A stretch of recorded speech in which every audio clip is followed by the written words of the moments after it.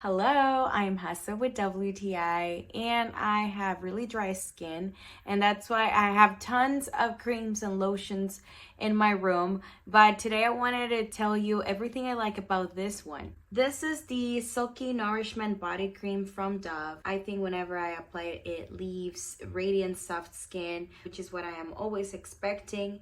I love that it absorbs really quickly on my skin and it doesn't leave any residues. The fragrance doesn't affect me at all. It is not strong.